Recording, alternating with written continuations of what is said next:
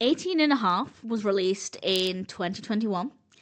This is directed by Dan Mirvish, written by Daniel Moya, and we have a cast including Willa Fitzgerald, John Magaro, Vondie Curtis Hall. We have Jon Cryer as a voice. It's because of Jon Cryer that I became aware of this.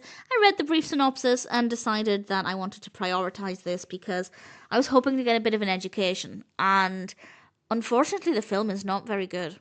And I did think, okay, maybe it's just me. Maybe it's my lack of knowledge on the subject, and I'll talk more about that in a moment. But it does have 4.8 out of 10 on IMDb. Granted, that's only across 536 reviews and ratings, and it's got a pretty decent Metascore of 63, so definitely very mixed responses there. The film is about the 18.5 minute gap, the missing audio from Nixon's tapes.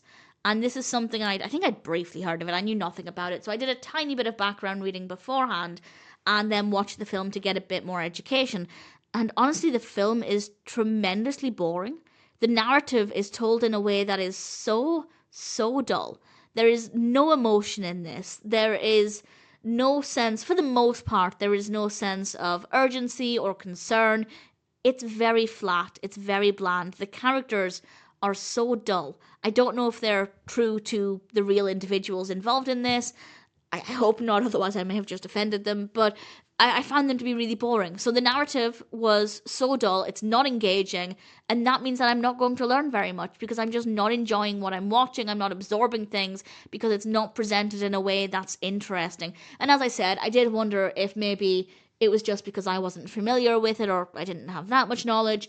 But as I said, at least according to IMDb, it doesn't seem to be the most well received anyway. So I don't really recommend it. I don't even know if I recommend it if you're specifically interested in learning about these 18.5 minutes. Because while it may be factually accurate, I don't know. I don't know how accurate it is or if they've changed anything for creative license.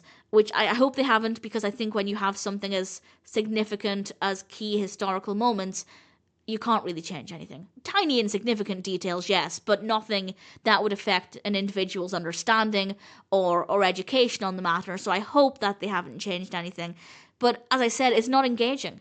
So I don't know how much you're going to get out of it because it's just so tedious to sit through. So I don't really recommend it, but I would love to know what you think of it. If you are very knowledgeable about the White House in the 70s and you do know a lot about these 18.5 minutes, does the film deliver? Does it portray it accurately? I would like to know that, but even if it is accurate, if I ever want to look more into these 18.5 minutes, I wouldn't be rewatching this film. It's not very good at all.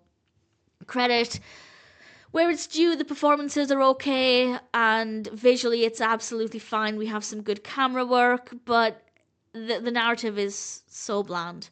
The characters are so dull, and it doesn't work very well at all. So I don't recommend it, but I would like to know what you think of it if you're very knowledgeable on this particular moment in history. So I recommend it if you already know about it, which I feel is kind of the opposite of the target audience. I feel like this kind of film is more suited to somebody like me who wants to learn the basics, who wants to get a good basic understanding. And with that in mind, it just does not deliver.